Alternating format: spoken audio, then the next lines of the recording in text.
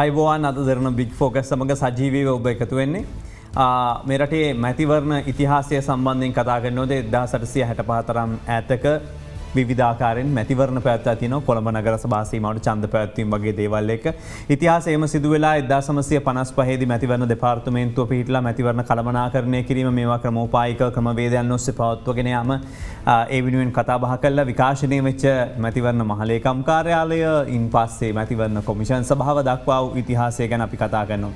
නමුත් ප්‍රශ්නේ තියෙන්නේ එතන නෙවෙයි. මැතිවරණ කොමිසම සඳහා නව සමාජිකයන් පත් වුණා, සභාපතිවරයෙක් පත් වුණා. අවුරුදු ගානක් මෙරටේ ඡන්ද පස්සට ගිහින් තිබෙනවා. එහෙමනම් රටේ ප්‍රජාතන්ත්‍රවාදී අයිතිය ජනතාවගේ උල්ලංඝනය වෙලා තිබෙනවා. ඒ අයිතිය නැති වෙලා තිබෙනවා. හැබැයි අපිට කතා කරන්න වෙන්නේ මේ සියල්ලත් එක්ක අලුත් මැතිවරණ කොමිෂන් සභාවේ සභාපතිතුමාට පැවරී තිබෙන බලතල වැඩ කටයුතු සම්බන්ධව ආයිබෝන් කියලා ඔබතුමා පිළිගන්නවා. මැතිවරණ කොමිෂන් සභාවේ සභාපතිතුමා නීතිඥ නිමල් පුංචිහේව මහත්මයා අපත් සමග සම්බන්ධ වෙන්නේ. මේ අලුත් නෑනේ කොමිෂන් සභාවට. නෑ කොමිෂන් සභාව බොහොම පරණයි. කොච්චර පරණයිද? කොමිෂන් සභාවමසේ නම් අවුරුදු 5ක් විතර. නමුත් ඊට ඉස්සෙල්ලා 90 ගණන් වල ඉඳලා මැතිවරණ නිරීක්ෂණ කටයුතුත් එක්ක සම්බන්ධ වෙලා ඒ කටයුත්ත එක්ක හිටියා. ඒ කියන්නේ මේ මැතිවරණ ක්‍රමය සම්බන්ධයෙන් පුළුල් අවබෝධයක් තිබෙන කෙනෙක් ඔබතුමා. ඔව් මැතිවරණ ක්‍රමය පිළිබඳව ලොකු අවධානයකින් කාලයක් තිස්සේ ඉන්න කෙනෙක්. මැතිවරණ ක්‍රමය සම්බන්ධයෙන් විතරක් නෙමෙයි මැතිවරණය පැවැත්වෙන දිනවකවානු මැතිවරණයේ ජනතාවගේ අයිතිවාසිකම් ගැන ඔබතුමා දිගට කතා කරලා තිනවා ඉතිහාසය බලනකොට. ප්‍රශ්න විදියට ගත්තොත් අපි උදාහරණයක් විදියට දැන් මාර්තු මාසෙ වෙනකොට පළාත් සභා මැතිවරණයේ පළාත් සභා ඡන්දේ පවත්වන්න කටයුතු සූදානම්ින් ඉන්නවා කියලා සතියන්ත පුවත්පත් වාර්තා කළා. මාර්තු මාසෙ තියෙනවද ඡන්දේ? දැන් මාර්තු මාසෙ ඡන්දේ තියෙනවද නැද්ද කියන කාරණේ තියෙන්නේ අපේ හතේ නෙවෙයි. විවස්ථා දැන් අපේ 52ක් තියෙනවනේ. අලුතෙන් 50ක් තියෙනවා. දැන් මේ 50 තමයි දැන් ක්‍රියාත්මක වෙන්න ඕන. නමුත් ඒ 50 යටතේ ඡන්දයක් තියන්න පුළුවන් කමක් නැහැ. සීමා නිර්ණය කරලා ඒ සම්බන්ධයෙන් ලොකු ඡන්ද ක්‍රමයේත් වෙනසක්කට යන්න තියෙනවා. ඒතර ඒක කරන්න සෑහෙන දීර්ඝ කාලයක් එහෙමනම් ගත වෙනවා. ඒක හදිසිය මාර්තු මාසෙ වගේ තියන්න නම් ඒ දැනට තියෙන මේ පනතට සංශෝධනයක් ගේන්න ඕන. එක්කෝ ඒ පනත ක්‍රියාත්මක වීම යම්කිසි දිනයක් කියලා. එහෙම නැත්නම් ඒ පනත ක්‍රියාත්මක වෙනතුරු හැබෑවටම පරණ පනත වළංගුවේ කියලා පාර්ලිමේන්තුව සම්මත කරලා අපට දුන්නොත් ඒ දීල මාස දෙකක් හමාරක් ඇතුව ඡන්දය දෙන්න පුළුවන්. ඒ කියන්නේ පරණ එක තියෙන ක්‍රමයකට කරන්නත් බෑ පළාත් සභාව අලුත් ක්‍රමයකට යන්නත් බෑ. දැනට බෑ. දැනට ඒ කරන්න පාර්ලිමේන්තුවේ මොන හෝ තීන්දුවක් ගත යුතුව තියෙනවා. දැන් මේ සාමාන්‍යයෙන් පළාත් සභා ඡන්දයක් පවත්වන්න කොච්චර විතර වියදමක් රජය දරනවද? අපිට මිලියන 4000ක් 4500ක් විතර. කියන්නේ කෝටි 400ක් 450ක් රාශියක්. කෝටි 450. එතකොට මේ අවුරුද්දේ පළාත් සභා ඡන්දේ තියලා ඊළඟ අවුරුද්දේ අපිට යන්න වෙනව නේද පළාත් පාලන ආයතන ඡන්ද විමසීමට 2021 දී. ඔව් පෙබරවාරි 10 අපි 2018 තිබ්බේ. ඒක අවුරුදු 4කින් පළාත් පාලන ඡන්දේ තියන්න ඕනේ. ඒකෝට ඒ ඡන්දේ අනිවාර්යයි. ඒ ඡන්දෙට කොච්චරක් යනවද වියදම? ඒ ඡන්දෙට දැන් දල වශයෙන් මිලියන 3600ක් කොටි 360ක් විතර යනවා. කොටි 360ක් යනවා.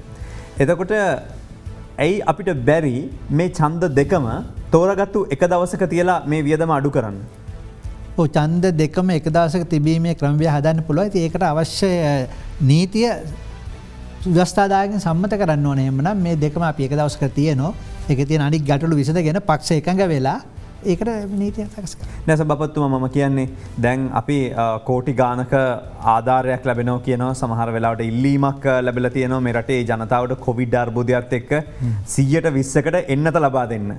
එතන මේ යන ගණන් එක්ක බැලුවෙන් පස්සේ අපි ඡන්ද දෙකක් තියලා වියදම් කරන මුදල මේ රටේ මෙතරම් ආර්ථික අපහසු වෙලාවක එක වෙලාවක තිබ්බොත් වාසියක් එන්නේ නැද්ද? එක්කෝ පළාත් පාලන ඡන්දේ තව පරක්කු වෙච්ච එකේ පස්සට අරගෙන එහෙම නැත්නම් පළාත් පාලන ආයතන ඡන්ද තව පොඩ්ඩක් ආපස්සට අරගෙන මේ දෙක එහෙම කරන්න බැයිද?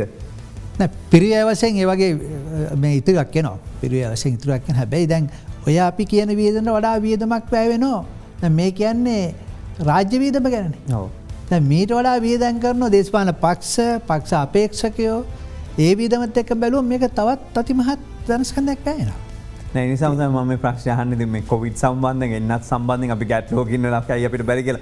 එතකොට ව්‍යවස්ථාදායකයේ තීන්දුව తీරන රටේ නීති හැදුවට ඒ සඳහා බල කිරීම ඒ සඳහා අවශ්‍ය මාර්ගෝපදේශ මේ සියල්ල ඔබතුමාලා මැතිවරණ කොමිසම විදියට හදන්න. බලකිරීමක් කරන්න පුළුවන්කමන්න නමුත් පෙළඹිවීමක් කරන්න ඒවන්න උද්‍යෝගමත් කරන්න දහිරයමත් කරන්න විවිධ යෝජන ඉදිරිපත් කරන්න එක වක්කීමත් තියෙන කොමස මං කියන්නේ රටේ ජනතාවට හිත විදිහට කොමිසමට වැඩ කරනවා සභාපතිතුමා විදිහට ඔබතුමා හොඳ යෝජනාවක් ගෙනලා මාධ්‍ය විදිහට අප ඇතුළු මාධ්‍ය ආයතන ඔක්කොටම එකතු වෙලා බලකිරීමක් කරනකොට මොකද දේශපාලඥයෝ වැඩ කරන්නේ ගොඩක් වෙලාවට පේනකොට සමාජ පීඩනය තෙරපුම මේ දේවල් එක්ක තීන්දුව తీරන ගන්නේ අපිට බැරිද ඕවගේ තැනකට මේ හඬ ගෙනියන්න ඇතමිති විශේෂෙන්ම සිවිල් සංවිධාන හා මාධ්‍ය ඒවගේ සියලුම සංවිධාන එකතු වෙලා යම් බලපෑමක් යම් තෙරපීමක් කරනවනම් බොහෝ දෙව සිද්ධ වෙල තියෙන ඒවගේ තෙරපීමත් තමයි. දැන් ගොඩක් ප්‍රශ්න තියනව පහුගේ කාල විසඳගන්න බැරිවෙච්ච උදාහරණයක් විදිහට මේ පරණ චන්ද ක්‍රමයට යනවද අලුත් ක්‍රමයට යනවද මේරට මිනිස්සුන්ගේ සල්ලි වියදම් කර අවුරුදු ගානක් තිස්සේ සීමා නිර්ණය සම්බන්ධයෙන් ප්‍රශ්න ගණනාවක හිර වෙලා ඉන්නවා. දැන් ආපහු ඇවිල්ලා අවුරුදු ගානකට පස්සේ කියනවා නෑ පරණ ක්‍රමයටම යන් කියලා. එහෙමනම් මැතිවරණ කොමිසමේ හිටපු සභාපතිතුමාව මේ ආපහු පාරක් මේ සීමා නිර්ණය කොමිසමක දාලා මොකද්ද කරන්න බලාපොරොත්තු වෙන්නේ වැඩක් නෑනේ නිකම් බොරුවට දාලා. ඒ විවස්ථාදායක තීරණයක්නේ ඒක නිසා ඒක ප්‍රකාශ කරන්න බෑනේ මැතිවරණ කොමිසම හැටියට. නෑ ඇත්තටම පරපුරුදු කෙනෙක් විදිහට මොකද්ද මේ සීමා නිර්ණය ඇති වෙලා තියෙන ගැටලුව? සීමා නිර්ණය ගැටලුව නෙවෙයි ඒක තියෙන දැන් ඉස්සල්ලා සීමා නිර්ණය කරලා ඇත්තට මේ වාර්තාව ඉදිරිපත් කළ පාර්ලිමේන්තුව. මේ පනත සම්මත කරා. ඊට පස්සේ ඒක සම්මත කරලා ඒ සීමා නිර්ණය ගැන තිබුණු ගැටලුත් එක පිළිගත්තේ නැහැ. පිළිගත්තේ නැතුණාම එදා තිබුණු වාතාවරණය තුළ නීතිමය තත්ත්වය තමයි කොමිටුවක් පත් කරන අග්‍රාමාත්‍යතුමාගේ ප්‍රධානත්වයෙන්. එතකොට හිටපු අග්‍රාමාත්‍යතුමා ප්‍රධානත්වයෙන් කමිටුවකුත් පත් කරා. ඒතර ඒ කමිටුව සති දෙකක් මාස දෙකක් ඇතුළත වාර්තාවක් දෙන්න ඕන. ඒ වාර්තාව පාර්ලිමේන්තුවට ඉදිරිපත් කරාම මේක සමග කරලා ගෙනියන්න පුළුවන්. නමුත් ඒ වාර්තාව දුන්නේ නැහැ. එහෙම අක්‍රිය වුණා. ඒකයි සිද්ධ වුණේ. දැන් ගිය ආණ්ඩුව කියන්නේ 2015 පත්වෙච්ච 2019 වෙච්ච දක්වා පැවතිච්ච රජය මේ අවුරුදු මුල වෙනකන් තිබිච්ච රජය ඔවුන් ඒක කරේ නැති වුණාට මේ ආණ්ඩුවටත් එහෙම ඒ වගකීම් පැහැර හරින්න පුළුවන්ද? මම හිතන්නේ බෑ. ඉතින් ඒක නිසානේ මේ අලුතෙන් බලාපොරොත්තු වෙතු මිනිස්සු ඡන්දේ දීලා තියෙන්නේ. ඒක නිසා අලුතෙන් පටන් ගන්න ඕනේ. හැබැයි ක්‍රියාවලියට විශාල කාලයක් යනවා. දැන් අලුතෙන් ආයිත් කරගෙන යනවා. නමුත් මේකේ පියවරු මේ ආණ්ඩුවේ ඉන්නේ. මේක මේ පටන් ගත්ත කට්ටිය. මං කියන්නේ ඉතින් මේ ආණ්ඩුවට ඊට වඩා ලේසියෙන් කරන්න පුළුවන් නේද? ඔව් ඉතින් ආණ්ඩුව දැන් තීන්දුවක ඉන්නවනම් මේක කළ යුතුය කියලා ඒ සම්බන්ධය ක්‍රියාවලිය ආරම්භ කරන්න පුළුවන්.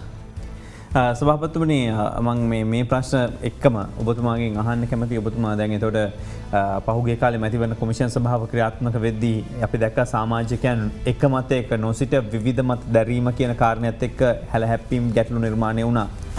මේක ඔබතුමා දකින්නේ හොඳ දෙයක්ද නැත්නම් එහෙම වෙන්න විවිධ මත තියෙන එක හොඳයිද නැද්ද? එහෙම නැත්නම් එක මතයකට එනවා නම් ලේසිද? මොකද්ද ඔබතුමාට හිතෙන්නේ? නෑ විවිධ මත තියෙන එක හොඳයි. ඕන එක විවිධ අය පත් කරන්නේත් විවිධ මත අවශ්‍ය නිසානේ. නමුත් විවිධ මත අපි එක තැනකට ඇවිල්ලා පොදු මතයකට ගන්න බැරි නම් ඊළඟට යම් පොදු මතය ඊට පස්සේ ක්‍රියාත්මක කරන්න බැරි නම් ඊට පස්සේ ඒකෙන් පිටස්තරව ගිහිල්ලා ඒක විවේචනය කරනවා නම් එතකොට මේ මැතිවරණ ඒ ආයතනය ගැන හිතන විශ්වාසය නැති වෙනවා. ඒකයි ප්‍රශ්නේ උනේ පහුගිය කාලේ. දැන් එතකොට ඔබතුමාට වැඩ කරගෙන යන්න එහෙම ප්‍රශ්නයක් නැද්ද? මං හිතන්නේ කිසිම ගැටලුවක් නැහැ. 5 දෙනෙක් හදව 4 දෙනෙක් ඉන්නවා. විවිධ ක්ෂේත්‍රවල දැනුම්වත් තියෙන විවිධ ක්ෂේත්‍රවල මේ හා සම්බන්ධ ක්‍රියාකාරකම් වල ඉදිච්ච අය. ඒක සමන් විශ්වාස කරනවා ඒක කිසිම ගැටලුවක් වෙන ගන්න නැහැ. විශේෂයෙන්ම ලාංකීය ජනතාව වඩාත්ම කැමති වෙච්ච දෙයක් තමයි මනාප පොරෙන් තොරව දේශපාලන නියෝජිතයා පත් කර ගැනීමට තිබෙන අයිතිය උරගා බලනවා කියන එක. සල්ලි බලයට යට වෙන්නේ නැතුව වැඩි සල්ලියක් විසි කරාම ඒකට යට වෙන්නේ නැතුව මාධ්‍ය හසුරවන්න බැරි වෙන්න සමාජ මාධ්‍ය හසුරවන්න බැරි වෙන ක්‍රමයකට යනවා කියන එක. ඔබතුමාට පුළුවන් වෙයිද ඒ වෙනුවෙන් තල්ලුවක් ලබා දෙන්න? ඡන්ද ක්‍රමය වෙනස් විය යුතුයි කියන අදහසේ කොමිසමේ ඉන්න කොමිසමත් පහුගිය කාලෙත් යෝජනා කරා මේ මිශ්‍ර සමානුපාතික ක්‍රමය ක්‍රියාත්මක කරන්නයි කියලා. ඒක ඉදිරියේදී මැතිවරණ සම්බන්ධයෙන් ක්‍රියාත්මක කිරීමට කොමිසම් පැත්තෙන් කරන්න පුළුවන් කාර්යයන් කරන්න කොමිසම එකට ඇවිල්ලා ඉන්නවා. අපේ රටේ සීමා නිර්ණය කිරීම පිළිබඳව ඉතිහාසය ගත්තොත් 1930 තරම් ඈතකට යනවා. 1930 සීමා නිර්ණය කොමිෂන් සභාවේ ඉතිහාසයත් එක්ක මේ දක්වා තියෙන මේ තත්ත්වයත් එක්ක බොහෝ අයට එකඟවීම නොවෙන්න එකඟතාවය නැති නොවෙන්න හේතු තියෙනවා. එකක් ජනතාවගේ ජනගණත්වය ඒ ජනතාවගේ භූ විෂමතාවයන් ඒ වගේම විවිධ විශ්වාසයන් මේකත් එක්ක ඔබතුමා හිතන විදිහට මේ ප්‍රශ්න නිරාකරණය කරන්න මොනවද ගන්න ඕන වැඩපිළිවෙල? ඒක අපිට දීර්ඝව කතා කරන්න මොකද දැනට තියෙන පළාත් සභාව හැටියට 75000ක ජනගහනය හා වර්ග කිලෝමීටර් 1000ක් ඇතුළත එක ආසනයක් කියන කාරණේ. නමුත් කිව්ව විදිහටම ඇත්තටම තුර පහුගිය මං හිතන්නේ 30 නම් බලයිදලම මේ සීමා නිර්ණය කරපු එකයි පේන්නේ ඒක අරගෙන ඒකෙන් සමහර විට යොමු වෙලා තියෙනවා මේ ඒ මහජනතාවගේ නියෝජනයට වඩා ඒ නියෝජනය විවිධ ආගමික විතරන්නේ කුල ආදී වශයෙන්ුත් බෙදෙන විදියට මේ සමහර ආසන බෙදලා තියෙනවා. ඒ සීමා නිර්ණයවල. ඒක නිසා මේ කුලවලට ආසන වෙන් කරපු තත්ත්වයක් අපිට දකින්න තියෙන අවසනාවකට වගේ. ඒතර මේව වෙනස් වෙන්න ඕනේ. වෙනස් වෙලා වෙන පොදු ජාතික විදියේ වැඩපිළිවෙල යන්න ඕන. ඉතින් දේශපාලන පක්ෂත් එක්කත් සාකච්ඡා කරලා. රජකාලයේ තිබිච්ච විදිහටම සීමා නිර්ණය කිරීම සිදු වුණා. කෝරළ පළාත් මේ අනාදී ආදී වශයෙන් දැන් සමහරු කියන මේක තුනකට බෙදුණා නම් ඇති කියලා.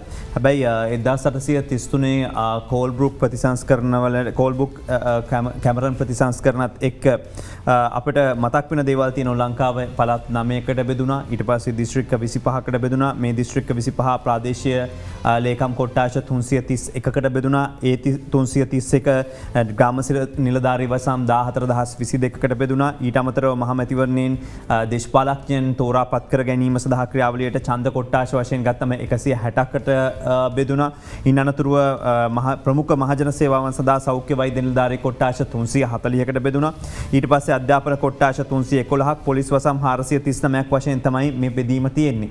හැබැයි මේ රටේ තියෙන ප්‍රශ්නේ තමයි සෞඛ්‍ය වෛද්‍ය නිලධාරී කොට්ටාශ වෙනම, මැතිවරණ බල ප්‍රදේශ වෙනම, ඒකම පොලිස් කොට්ටාශ වෙනම. අපි දැක්කා මේ ප්‍රශ්නේ මෙවර කොවිඩ් ඇතිවෙච්ච තත්ත්වයක් එක්ක ග්‍රාම නිලධාරී වසම් විදිහට හුදකලා කරනවා කියනවා. හැබැයි සමහරලාට පොලිස් බල ප්‍රදේශ, සමහරලාට සෞඛ්‍ය බල ප්‍රදේශ. මේ ගැටලුව ලොකු ප්‍රශ්නයක් අවුරුදු ගාණක් තිස්සේ යන. එක තැනකට ගේන්න බැයිද මේක? ඒක තමයි ඒකේ සීමා නිර්ණය ඒ කරපු ක්‍රමවේදයත් එක තමයි ඒක එන්නේ. මොකද සමහර පළාත් ගත්තම ඔය බෙදපු හැටියට මිනිකොට ප්‍රාදේශීය ලේකම් කාර්යාලයේ තියෙන එක තැනක සමහර සෞඛ්‍ය පොලිස් බල ප්‍රදේශයේ තව තැනක. දැන් මේ විදිහේ බෙදීම් අපිට දකින්න තියෙනවා. මේවා ඒක තමයි සීමා නිර්ණය කොමිසමක් තියෙන මේවා බලලා මේවා යම්කිසි නිවැරදිතාවයකට ගේන්න. අනිත් මේ පළාත් සභාව ගැන කියනකොට දැන් ඔය 1933 ආවේ පළාත් සභා 5යි. ඊට පස්සේ තමයි අනිත් පළාත් සභාව ඇති කරේ. ඒක කරන්න හේතුව බැලුවම ඉතිහාසයේ පේන්න තියෙන්නේ ඒක මේ මිනිසුන්ගේ යහපතට කරපු එකක් නෙවෙයි. එක තැනකින් පාලනය කරගෙන අර ආණ්ඩුකාරය විසින්ම යටත් විදිහට පාලනය කරන්න උවමනාවට හා එවනවා ඒ වෙන විට අපේ ගම් ප්‍රදේශ මට්ටමේ තීන්දුව ගැනීමේ ව්‍යුහයන් තිබුණා. ඒ ව්‍යුහයන් වලට ආණ්ඩුවට විරුද්ධ ව්‍යුහයන් යන්න පුළුවන් කියලා. ඒ යටත් විදිහට ඒ වගේ අදහසක් උඩ තමයි මේක ගෙනල්ලා තියෙන්නේ. මේ ගෙනාවේ මිනිසුන්ගේ පැත්තෙන් හිතලා මේ බලය මිනිසුන්ට දෙන්න ඕනේ කියන අදහසෙන් ඉඳගෙන නෙවෙයි. ඒ ගැටලු තාමත් එක විදියට අපට දකින්න තියෙන වෙන තැන්වල. දැන් ඒ එක්ක මිශ්‍ර මැතිවරණ ක්‍රමයක් සම්බන්ධයෙන් සීමා නිර්ණය කමිටුව සිය වාර්තාව සකස් කරලා තිබ්බේ. විශේෂයෙන්ම ලොකු පරිශ්‍රමයක් දැරුවා අපි දැක්කා. ඉතින් මේක නිවැරදි නිර්ණායක සමාන කියන්නේ නිවැරදි බලතරි තැබීම් එක්කද මේ කමිටු වාර්තාව සකස් වෙලා තියෙන ඔබතුමා පළපුරුදු කෙනෙක් විදිහට නීතිඥයෙක් විදිහට මැතිවරණ කොමිසම සභාපති විදිහට ඔබතුමා හිතන්නේ මොකද්ද? මම හිතන්නේ මේ සීමා නිර්ණය කොමිසමේ හැම බරපතල ගැටලු තිබුණ එකක් නෙවෙයි. හැබැයි මේ සීමා නිර්ණය කරන්නේ මේ ආසන මට්ටමේ කාර්යයන් සඳහා. දැන් අර ඉස්සෙල්ලා ප්‍රකාශ කරපු විදිහට පොලිස් බල ප්‍රදේශ, සෞඛ්‍ය වෛද්‍ය නිලධාරී බල ප්‍රදේශ ඒව වෙනත් ක්‍රියාදාමයක් කරද බෙදෙන්නේ. ඒක බෙදෙන සීමා නිර්ණය කොමිසමෙන් නෙවෙයි. ඒකට තියෙන වෙනම පළාත් පාලන අමාත්‍යාංශයෙන් බෙදන ඔය සමහර සීමා නිර්ණය. මේක බෙදුවේ අර ජාතික මැතිවරණ සම්බන්ධයෙන් යොදපු මේ මැතිවරණ කොට්ටාස සීමා නිර්ණය. මේ සියල්ලත් එක්ක බලනකොට ඔබතුමාට මං හිතන්නේ ලොකු කාර්යභාරයක් පැවරෙනවා අලුත් ආණ්ඩුවත් එක්ක මේ කටයුතු හොඳ මට්ටමේ සම්බන්ධතාවය අතබාගෙන කරන්න. මොකද අවසානයේ කොහොම කරත් 3-2ක බලයක් තියෙන ආණ්ඩුවක් මේ අයට පුළුවන් ඉතාමත් ඉක්මනට තීන්දුව ගන්න. හැබැයි ගොඩක් වෙලාවට දේශපාලඥයෝ ගන්නේ Tamanට වාසි විදිහට තමයි. Tamanට ඡන්දෙදී වැඩිපුර ලැබෙයිද, දිනායිද කියන විදිහේ තීන්දුව తీරන. ඔබතුමා හිතන්නේ මොකද්ද සාමාන්‍යයෙන් යන විදිහට මොකක් වෙයිද? අපේ උත්සාහය තමයි අනිත් මැතිවරණ කොමිසමක් කියන්නේ රාජ්‍යයෙන් බාහිර වෙන්නෙච්ච ගන්න නෙවෙයි. ඒත් රාජ්‍යයක් පැත්තෙන් කොටස එතකොට අපි මැතිවරණ නිදහස සාධාරණ පවත්වන වගේම ඒකට රාජ්‍ය විධායකේ ව්‍යවස්ථාදායකේ සහාය අවශ්‍යයි. ඒතර ඒ සහාය ගන්න අපි ක්‍රියා කරන්න ඕන. උන් එක්ක ඒ සාකච්ඡා ආරම්භ කරන්න ඕන. ඒ අවශ්‍ය මේ විවිධ දේශපාලන පක්ෂ විතරක් නෙවෙයි සිවිල් සමිතිය ගෙනල්ලා අපි ඒ කියන කතිකාවත ආරම්භ කරන්න ඕන. ආරම්භ කරලා මං හිතන්නේ ඔවුන් සමග හොඳ සම්බන්ධතාවයක් ඇති කරගත්තොත් ඔය කියන කාරණා ගොඩක් විශ්ලේෂ ගන්න පහසුවක් ඇති. ප්‍රශ්න තියනන ඔබට යොමු කරන්න පුළුවන් මැතිවරණ ක්‍රමය සම්බන්ධයෙන් ඉතින් කෙසේ වෙතත් මේ කොවිඩ් එක් අපි එක මැතිවරණයකට මුහුණ දුන්න නමුත් ඒ රැල්ල යටපත් වෙච්ච මොහොතකතමයි මැතිවරණ පැත්වෙන මහ මැතිවරණ පැත්තුනේ. නමුත් දැන් තියෙන තත්වේ ඊට වඩා වෙනස් තාම කොවිඩ් රටපුරා ව්‍යාප්ත වෙලා තිබෙනවා දවසකට 500කට වැඩි පිරිසක් හම්බවෙන වෙලාවක්. මෙහෙම වෙලාවක අපි දන්න මාර්තු වෙනකොට තත්ත්වය කොහොම වේද කියලා. මේ තියෙන තත්ත්වයක් එක්ක මැතිවරණයක් කරගෙන යන්න එහෙම නැත්නම් මේ පළාත් පාලන මැතිවරණ තියන්න පුළුවන්ද? පළාත් සභා මැතිවරණය. ඔව් දැන් අපි ඉස්සෙල්ලත් පළවෙනි අවස්ථාවේ ඒ සියලු දේට සූදානම්ම තමයි සෞඛ්‍ය අංශත් එක්ක එකතු වෙලා මැතිවරණයක් කරේ. එතකොට මේක කවදා අවසන් වෙනවද කියන්න කිසිම සහතිකයක් කාටවත් දැනට දෙන්න බෑ. එතකොට එහෙමනම් අපි කවදා හරි මේක අවසන් වෙනතුරු මැතිවරණ තියන්න බලාගෙන ඉන්නවද මහජන නියෝජිතව නැතුව දැන් තියෙන විදිහටම නිලධාරී විසින් පාලනය ගෙනියන්න ඉඩ දෙනවද? එහෙම නැත්නම් ඒ සෞඛ්‍ය තත්ත්වයන්ට ගැලපෙන විදියට පූර්වෙනුත් අපි කරපු මැතිවරණයේ තවත් සමහර සෞඛ්‍ය අංශත් එක්ක කතා කරලා මේ තත්ත්වයක් බලලා ඒ සෞඛ්‍ය උපදෙස් අනුව ඒක ක්‍රියාත්මක කරන්න බාධාවක් එන්නේ නැහැ කියන එක තමයි අපි අදහස්. මේ රටේ ඉතිහාසයත් එක්ක මේ මැතිවරණය සම්බන්ධයෙන් කතා කරන හින්දා මේ මැතිවරණ කළමනාකරණය පිළිබඳව ගත්තොත් ලංකාවේ කීර්තිමත් ඉතිහාසයක් තියෙනවා. ඔබ දන්නවා ජාතික හා ප්‍රාදේශීය මට්ටමේ මැතිවරණ 74ක් විතර පවත්වලා තිබුණා විශේෂයෙන්ම 2015 අවුරුද්ද වෙනකොට. ඉතින් එතනින් පස්සේ විවිධ අපහසුතා මැද්දේ මැතිවරණ පැවැත්වුවා. ඒ වගේ ප්‍රතිඵල අපි භුක්ති විඳිනවා. අපිට ලැබිච්ච මේ ප්‍රජාතන්ත්‍රවාදී අයිතිය උරගා බැලන හැම අවස්ථාවකම. හැබැයි මේ පළාත් සභා මැතිවරණ පැවැත්වීම කල්යෑමත් එක්ක ජනතාවගේ හිතේ විශ්වාසයක් සමහර වෙලාවට ඇති වෙන්න පුළුවන්. පළාත් සභාවේ දැන් සමාජිකයෝ හිටියේ නැතා කියලා අපිට ප්‍රශ්නකුත් නැහැ. ආණ්ඩුකාරවරු හිටියා කියලා ප්‍රශ්නයක් වුණෙත් නැහැ. සමහරවිට නිකම් බොරුවට මේ වියදම් දරාගෙන මේ පළාත් සභා නියෝජිතයෝ පත් කරන්න අවශ්‍යතාවයක් නැහැ මේ හොඳට යන්නේ කියලා. එහෙම වෙන්න බැයිද? එහෙම කරන්න බැයිද? එහෙම වෙන්න පුළුවන්. දැන් පහුගිය කාලේ පාර්ලිමේන්තුවේ 225 ඕනේ නැහැ කියලා මිනිස්සුන්ගේ අදහසක් ආවන්නේ. ඒක නිසා එහෙම අදහස් එන්න පුළුවන්. ඒතරොත් ඒ අදහස් කොච්චර දුරට සමාජයට හිතකරද කියන ප්‍රශ්නේ පළවෙනියෙන් එන්නේ. දෙවනුව දැන් පළාත් සභාව තාමත් තියෙනවනේ. පළාත් සභාවක් තියෙනවා. පළාත් පාලන අමාත්‍යාංශ තියෙනවා. ඒකට මුදල්ලෙන් කරනවා. ඒක ක්‍රියාත්මකයි. එකම දේ ඒ ක්‍රියාත්මක කරන්න නිලධාරීන් විසින් අර මහජන නියෝජිතව නැතුව. ඒතර ඒක කොච්චර සුදුසුද? පළාත් සභාවක් නැත්තේ නෑ. පළාත් සභාව දැන් ක්‍රියාත්මකයි. නැත්තේ ඒකට අවශ්‍ය මහජන නියෝජිත විතරයි. ක්‍රමය තියෙනවා. එතකොට අපි බලන්න ඕනේ ඒක සංශෝධනය කරනවද කොහොමද කියන ඒක වෙනම රාජ්‍යයේ කටයුත්ත. නමුත් තියෙන එක ව්‍යවස්ථාවෙන් ඒක ව්‍යවස්ථාවෙන් අයින් කරන්න ඕනේ නැත්නම් ක්‍රියාත්මක කරන්න ඕනේ. නිකන් අහන්නේ ඔබතුමා හිතන විදිහට රටේ ජනතාව බුද්ධිමත්ද? ජනතාව බුද්ධිමත්ද? ඇයි අපි එහෙම ප්‍රශ්නයක් අහන්නේ? නෑ මම මේ ප්‍රශ්න අහන්නේ දැන් 2015 2010 2005 මේ ජනාධිපතිවරණ පැවතිච්ච අවස්ථාවන්.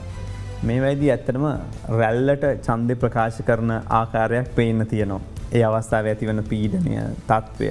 හැබැයි හරියටම මම කියන්නේ නෙමෙයි මම කියන්නේ බුද්ධිමත්ම තීරණය රටට අවශ්‍ය තීරණය ගන්නවද කියන ප්‍රශ්නයක් තියෙනවා. එකපාර නායකයෝ මාරු වෙනවා එනවා.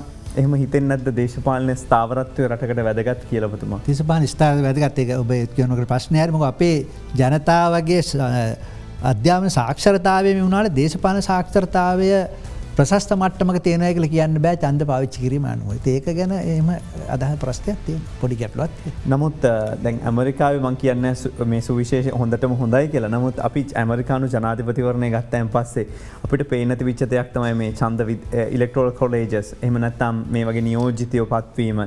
ජනතාව ඡන්දේ කොහොම ප්‍රකාශ කළත් රටට අවශ්‍ය තීන්දුව తీරන ගන්න යම්කිසි පිරිසක් පත් වෙනවා. ඒක හුදෙක් ජනප්‍රියත්වයට වක්කත් සල්ලි තියෙන එකට වක්කත් මනාප ගන්න පුළුවන්කමට බලයට වක්කත් නෙවෙයි කියලා මට හිතෙනවා. මම දන්නේ මේක හරිද කියලා. මම අහන්නේ එහෙම ක්‍රමයක අවශ්‍යතාවයක් අපිට නැද්ද?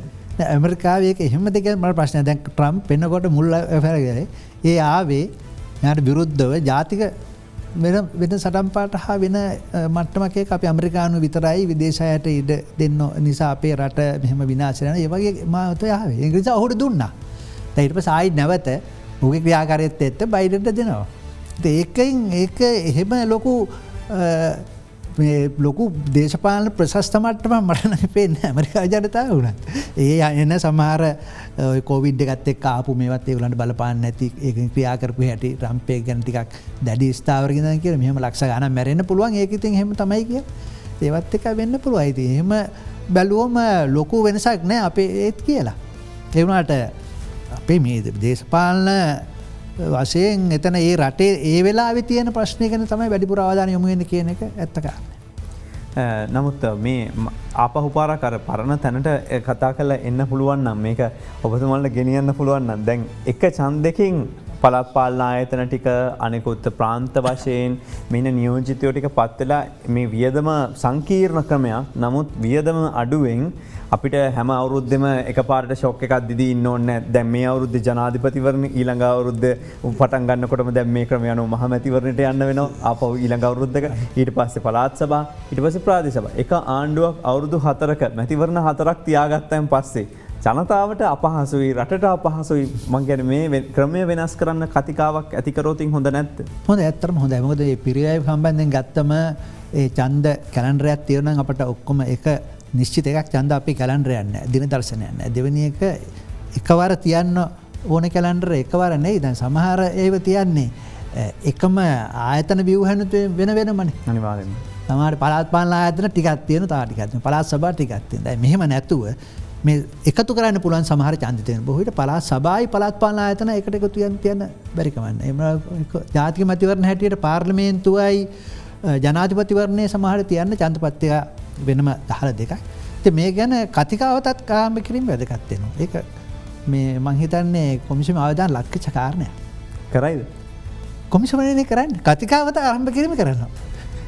අඩුගානේ ඊළඟ ජනාධිපතිවරය පත්වෙන දවස සම්බන්ධයෙන් චන්දය තියෙන දවස සම්බන්ධයෙන් හරි අපිට තීන්දුවක් තීරණයක් ගන්න පුළුවන්කමක් තියෙනවාද. දැනට තියෙන තත්වර ජනාධපතිවරන දින නිශ්චිත දින ඇත්වන අවුදු මේ පහේ කාලසිම ඉවරනකට චන්ද තියන්න ඕන. ඒක නොතිය ඉන්න පුළුවන්කමන්නෑ. තොට ඒකට දැනට නිශ්චිතාව ඇත්තියනවා.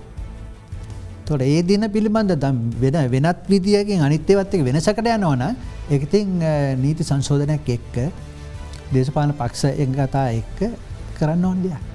මැතිවන ක්‍රමේ සන්දය පවත්ති යුත්තේ අනිවාරයෙන්ම අහවල් දවසේ එමනත්තන් අගරුවත දවසක වෙන්නට ඕන කියලවෙල්ලා නියමයක් කරන්නෙම පුළුවන් අපිට.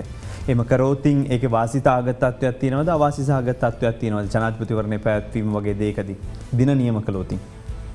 දින නියමකර දින දැනු අවුදු පහුණ දින නියම කරන්න පුළුවන් ඒ මෙතන කොමිසමත ඒක දින නියම කරන්නේ නමුත් මේ තියෙන තත්ත්වයක් තියෙන තත්ත්වයක් වෙනස් වෙනවා මොකද නිශ්චිතව තිබුණම ලොකු ගැටලුවක් වෙනවා දැන් උදාහරණ ගත්තොත් දැන් අපේ දැනට සමහර ඡන්ද තියන්නේ කියලා තියෙන්නේ සෙනසුරාදා දිනයකට වඩා සුදුසුයි කියලා. ඔව්.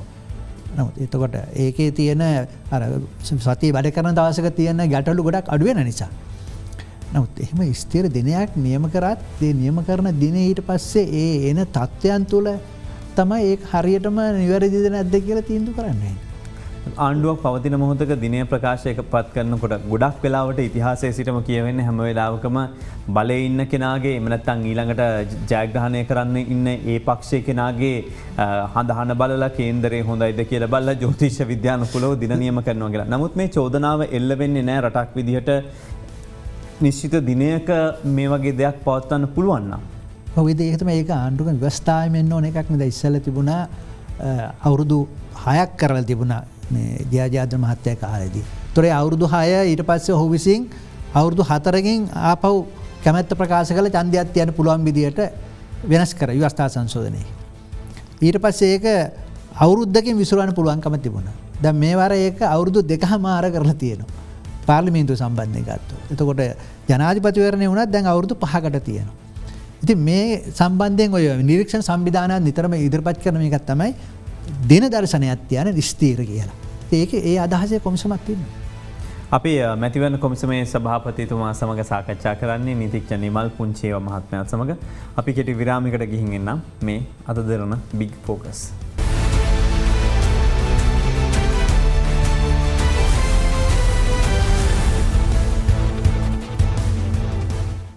මැතිවරණ කොමිසමේ නව සභාපතිතුමා සමග අද බිග් ෆෝකස් වැඩසටහන මෙහෙයවමින් ඉන්නේ.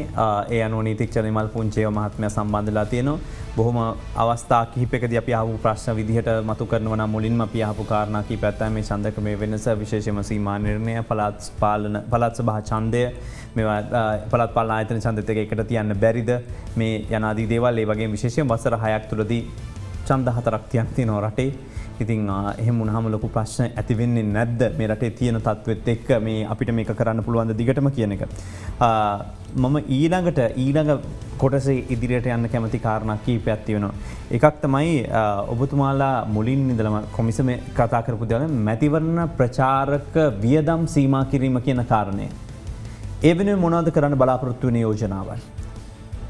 මේ මැතිවරණ ප්‍රචාරක වියදම් සම්බන්ධයෙන් දැනටමත් අපි පහුගිය කොමිසම විසින් කෙටුම්පතක් හදලා තියෙනවා මේ සීමා කිරීම සම්බන්ධ. ඒ කෙටුම්පත සීමා කරලා තියෙනවා පක්ෂකට අපේක්ෂකයන්ට වියදම් කරන්න පුළුවන් සීමා. මේක මේ ඉස්සෙල්ලත් තිබුණා යම් මට්ටමේ. එතකොට ඒක පනතක් හැටියට ගෙනල්ලා ඉදිරිපත් කරලා සම්මත කරගන්න ඒ කටයුතු කරගෙන යනවා. දැනට ඒක නීති කෙටුම්පත් එකේ තියෙනවා. ඒක නැවතත් අලුත් අලුත් අමාත්‍ය මණ්ඩලය සම්මත කරලා ඉස්සරහට ගන්න තියෙන එක. ඉතින් ඒකෙන් බලාපොරොත්තු වෙනවා මේ මහ විශාල ධනස්කන්ධයක්. මොකද මේ වැය කරන ධනස්කන්ධයේ ප්‍රයෝජනය ප්‍රජාතන්ත්‍ර ආයෝජනයක් එන්න ඕන. ඒක මැතිවරණ එක. නමුත් ඒක එහෙම නැති විශාල රටට වෙන නාස්තියක් නම් ඒතර ඒකට සීමාවක් වෙනවිය යුතුයි. ප්‍රචාරක කටයුතු කරන්න ඉඩ තියෙන්නත් ඕන. නමුත් ඒක අතිදවන්ත ධනස්කන්ධය වැය කරලා ඒකෙන් මිනිසුන්ගේ ඡන්දය කියන්නේ හෘද සාක්ෂිය. හෘද සාක්ෂිය වෙනස් කරන්න උත්සාහ කරනවා නම් ඒක වළක්වන ක්‍රමවේදකුත් තියෙනවා. ඒ වගේම මේ පක්ෂ මාරු කිරීම වැළැක්වීම සම්බන්ධයෙන් අවශ්‍ය නීති රීති කාලයක් තිස්සේ සකසනවා කියලා කතා බහක් තියෙනවා. හැබැයි ඒ සම්බන්ධ ගැටලුවක් තියෙනවා. ඒ ගැටලුවට මුහුණ දෙන්නේ කොහොමද? ඒකේ පක්ෂත් එක්ක සාකච්ඡා කරලම තමයි තීන්දුවක් ගන්න වෙන්නේ. මොකද දේශපාලන පක්ෂත් එක්ක ඒක දෙපැත්තක් තියෙනවනේ. පැත්තකින් එක පක්ෂකින් ගිහිල්ලා මූල්‍යමය වාසිතාවට මොහොකට හරි අනිත් පැත්තට යනකොට මහ ජනතාවට අයිතියක් තියෙන්න ඕන ඒක ප්‍රතික්ෂේප කරන්න. අනිත් පැත්තට ඇත්තටම ඒ යන පක්ෂය හෝ බලයේ තියෙන අය වැරදි විදියට ජනතා අභිලාෂයන් පිටුපාර වැඩ කරන ඕන ඉඩ තියෙන්න ඕන එතනින් ඉවත් වෙන්න මිනිසුන්ගේ අයිතියට. ඉතින් එහෙම මේ දෙපැත්තම කොහොමද තුරණය වෙන විදිහේ ක්‍රමවේදයක් ගැන තමයි සාකච්ඡා කරගන්නේ. දැන් පාර්ලිමේන්තුවට මන්ත්‍රීවරුන් විදිහට ඒ පක්ෂවලට තියෙන ක්‍රමය යටතේ මන්ත්‍රී දුර ලැබිලා පක්ෂ දෙකක් මෙතෙක් තිබ්බ. නමුත් මම හිතන්නේ එක පක්ෂයක් වේද එක්සත් ජාතික පක්ෂය විතරක් මන්ත්‍රී දුරේ නම් නොකර ඉන්නේ. දැන් ඇත්තටම රතන හාමුදුරුවන්ට කොහොමද ඔය මන්ත්‍රී දුරේ ලැබුණේ? මේක හොඳයි. මේක බොහොම අහන ප්‍රශ්නයක්. කොහොමද හදිසියෙම මේ උඩින් ආසින් පහත් වුණු වගේ රතන හාමුදුරුවෝ මේ මන්ත්‍රී දුරේට ආවේ කියලා. නමුත් මේක ඒක ඒ සිද්ධියත් එක්ක ගත්තම අපේ ජනබල පක්ෂයට එතනක් තියෙන අපේ මේ ජාතික ලැයිස්තුවේ මන්ත්‍රී දුර තේරෙන ක්‍රමවේදය ගැන ප්‍රශ්නයක් තියෙනවා. කොහොම නමුත් ඒ ජාතික ලැයිස්තුවට මන්ත්‍රී දුරයක් තමයි සුදුසුකම් ලැබුවා අපේ ජනබල පක්ෂය.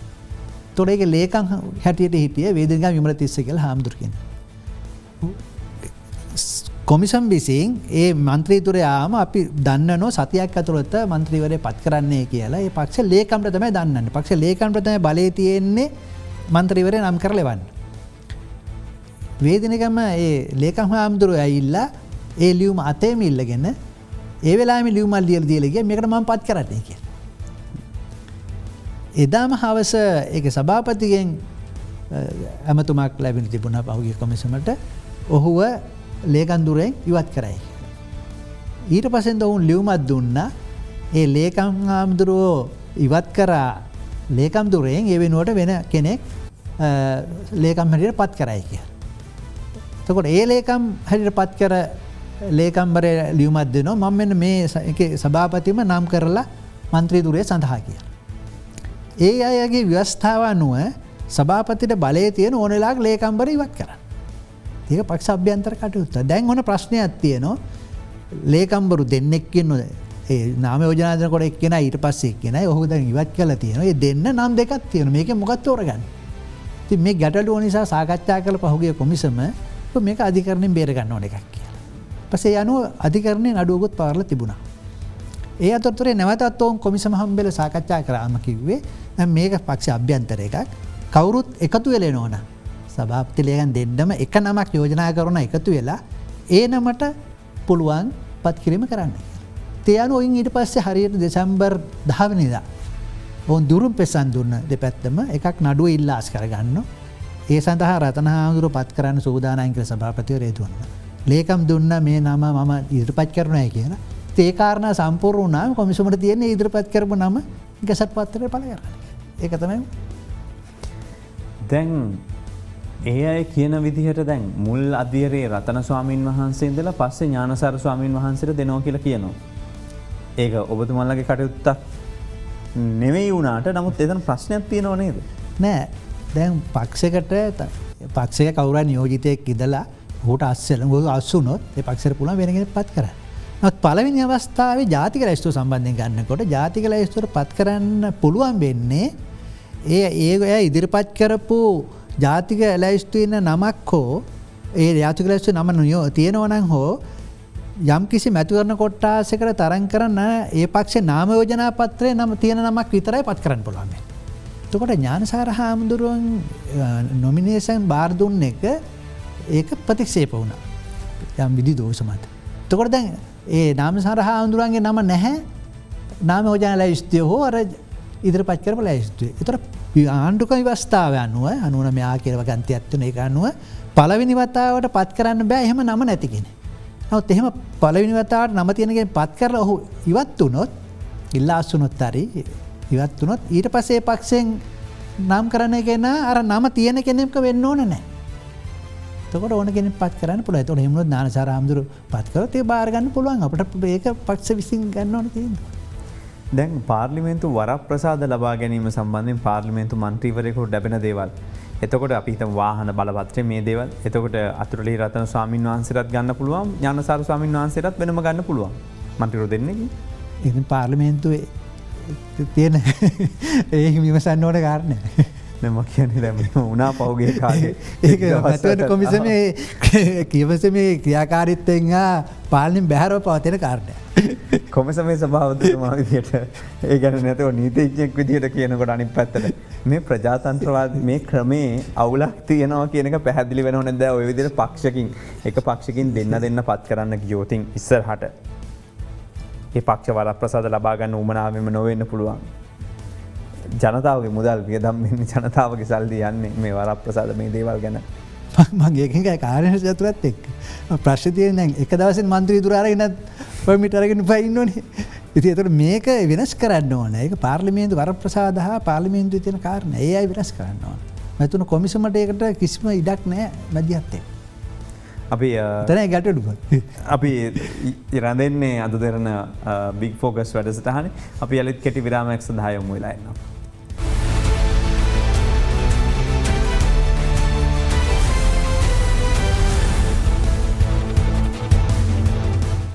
අදරන බික් ෆෝකස් සමග සජීව එකතු වෙන්නේ මැතිවරණ කොමිසමේ නව සභාපතිතුමා අපත් සමග එකතු වෙලා ඉන්නේ නීතිඥ නිමල් පුංචේව මහත්මයා. දැන් තව ප්‍රශ්න ගණනාවක් තිබුණා ඔබතුමා කියන්නේ ඔක්කොම පාර්ලිමේන්තුවට යමු ඔක්කොම ඒගොල්ලෝ තීරණ කරන්න ඕන ඒගොල්ලෝ තීරණය කරන්න ඕන කියලා. හැබැයි ගන්න පුළුවන් පුංචි තීරණ ගණනක් තියෙනවානේ ඒව ගන්නවත් උනන්දුවක් ඇති කරන්න පුළුවන් දෙය කියන්නේ මේ අප මුදල් සම්බන්ධයෙන් කාරණය. ඒ වගේම තමයි මේ ඡන්ද පත්‍රිකාව ඉතා දිගු පත්‍රිකාවක් බවට පත් වෙන ලොකු මුදලක් යනවා. මේක නවත්තන්න ගන්න ක්‍රමයක් විදියට. ඔබතුමා මොකද්ද කරන්න බලාපොරොත්තු වෙන්නේ මේ ගැන? නෑ දැනටම ඇත්තටම ඒ සම්බන්ධයෙන් මේක වෙනස් වෙන්න ඕන ආකාරය ගැන සංශෝධනය කරලා තියෙනවා. දැන් අප මුදල කිව්වම දැන් ජනාධිපතිවරණයට අප මුදල් තියෙන්නේ දේශපාලන පක්ෂකින් නම් රුපියල් 50000යි ස්වාධීනව නම් රුපියල් 75000යි. හැබැයි ස්වාධීනව කියලා අපි කිව්වට තනි පුද්ගලයෙකුට ඉල්ලන්න බෑ. ඔහු පාර්ලිමේන්තු මන්ත්‍රීවරයෙක් හෝ හිටපු මන්ත්‍රීවරයෙක් වෙන්න ඕන. දැන් මේ 1981 දී පනවපේ. එතකොට ඒක නිසා දැන් පහුගිය ජනාධිපතිවරණයේදී ඡන්ද පත්‍රිකාව ආවා. මොකද දැන් පක්ෂ තියෙන 70 දැන් අලුත් 6ත් එක 76ක් තියෙනවා. දැන් ඔහොම ආවොත් ඔක්කොම පක්ෂවල හැම පක්ෂෙම දැම්මොත් ඡන්ද පත්‍රිකාව අපිට මාගලක් වගේ තමයි හරි ගස්සන්නේ. ඒ නිසා මේක නිසා එක කාරණයක් හැටියට මේ අප මුදල් වැඩි කරා. නිසා ජනාධිපතිවරණය සඳහා දණ්ඩ සාමාන්‍ය යෝජනා කරන අඩුවසේ අප මුදල මිලියන 3ක් අත් විය යුතුයි කියලා. දැන් තියෙන රුපියල් 75000 හෝ 50000 වෙනුවට. ඊට අමතරව දැන් මේ ඒ ඡන්ද වෙනුවෙන් අපි විශාල වියදමක් දරනවානේ. දැන් එහෙම අපේක්ෂකයෙක් වෙනුවෙන් ඔහුට ගුවන් කාලය නොමිලේ දෙනවා. සෑහෙන කාලයක්. ඒතර ඔබ දන්න ගුවන් කාලය කිව්වම තප්පරයකට කොච්චර මුදලක්ද කියලා. ඊළඟට විද්‍යුත් ඒ මාධ්‍යවල කාලය නොමිලේ දෙනවා. ඊට අමතරව මුළු රටේම ජනතාවට යවන්න පුළුවන් තැපැල් මේ පහසුකම් නොමිලේ දෙනවා. ඒතර මේ විශාල වියදම් දානවා. එතකොට මේවා එහෙම ඔවුන් යම් කිසි චන්ද ප්‍රතිපසතයක් නැත්තා. ඒව නැවත ලබා ගැනීමේ ක්‍රමවේදයක් සකස් කරන්න පුළුවන්ද යම් ප්‍රමාණයක් කර ප්‍රතිශතයක් කර කියල අවධානයම වෙල තියෙන සංශෝධනය කර. තුර පාර්ලිමේන්තුව ගත්තොත් දේශපාලන පක්ෂවලට අප තැන්පත් නෑ. සාධීන අපේක්ෂයන් ඉතර ඇතියෙන් සාධීන අපේක්ෂයන තියෙන්නේ රුපියල් 2000ක් කෙනවා. තෙම 1981. තොර මේවා අපි තැපැල් වේදමතිය අපිට චන්දපත්‍රිකාව ගහන්නවත් ප්‍රමාණවත් නෑ. ඒක මේම බලලා මේ අප මුදල යම් ප්‍රමාණකින් වැඩි කරන්න දැන්ටම සංශෝධන ඉදිරිපත් කරලා තියෙනවා. ඉතින් අපි විශ්වාස කරනවා දැන් මේක සම්බන්ධයෙන් කොමිසම් පත්තල ඊට පසුවදාම අග්‍රාමාත්‍යතුමත් එක්ක සාකච්ඡා කරා. එතුම් පුදුන මේ තේරීම් කාර්ය සභාව දානවා එක ඉක්මනින් මේ ගැන ක්‍රියා කරන් දැන් මම හිතන්නේ නම් කරලා තියෙන්නේ. පාර්ලිමේන්තුව ජනවාරි රැස් වෙනකොට තේරීම් කාර්ය සභාව රැස් වෙතර ඒවට මේව ඉදිරිපත් කරන්න පුළුවන් අපට. ඒකයි බලාපොරොත්තු ඉදිරිපත් කරන්න ඉක්මන් කරගන්න. තොනක මේ තියෙන කෙටිකාලින හා දීර්ඝකාලීන ඒවා. දැන් කෙටිකාලීන ඒවා තියෙන ওই වගේ ඒවා ඉතර ලොකු කාලයක් ගන්න අවශ්‍යව නෙවෙයි. අර ඡන්ද ක්‍රම වගේ ඒවට සමහරට දීර්ඝ කාලයක් ගන්න වෙන්න පුළුවන්. ඒතර අතුරු වාර්තාවකින් හරි එක ගත්තොත් ඒ පම්බේ සංශෝධනය කරන්න පුළුවන්. කරලා ඒ සංශෝධන අපි දැනටම සකස් කරලා තියෙනවා. ඉතින් ඒක ඊට පස්සේ පාර්ලිමේන්තුවේ තේරීම් කාර්ය සභාව අනුමත කරනවා නම් ඒක නීතිය බවට පත් කිරීමේ ක්‍රමවේදයකට යන්න පුළුවන්. ඒවගේ මේ මැතිවරණයේදී ඡන්දය භාවිතා කිරීමට නොහැකි අය වෙනුවෙන් ලංකාවේ ඉන්න සහ විදේශගතව ඉන්න අය වෙනුවෙන් මේ ඇඩ්වාන්ස් වෝටින් එකක් හඳුන්වලා දෙනවා කියලා කිව්වා. යෝජනා තිබුණා. මේව ක්‍රියාත්මක කරන්න පුළුවන් තත්ත්වයක් තියෙනවද දැන්? ඒකට තාම ඒ අර කියන විදිහේම සංශෝධනය යන්න ඕන තේරීම් කාර්ය සභාව හරහා. ඒක කොටස් දෙකක්. දැන් විදේශගත ශ්‍රමිකයන් මයිග්‍රන්ට් වර්කර්ස්ලා ගැන ඡන්ද කායිච්ච කිරීමේ ක්‍රමවේදය එකක්. ඒක ඇඩ්වාන්ස් වෝටින් කරන්නේ. එතකොට ඒක ඒ තානාපති කාර්යාලය හරහා කොහොමද කරන්නේ කියලා. ඇඩ්වාන්ස් වෝටින් කියන්නේ දැන් ඡන්දය පාවිච්චි කරන අපේ රටේ ඉන්න සමහර අත්‍යවශ්‍ය සේවා වෛද්‍ය ක්ෂේත්‍රය ගන්න. ඒයට තැපල ඡන්දවත් නැහැ. ඒතකොට ඒ අයට ඒ දිනයට පෙර දිනයක පූර්ව දිනයක ඡන්දය පාවිච්චි කිරීම අවස්ථාව සලසලා දෙන්න.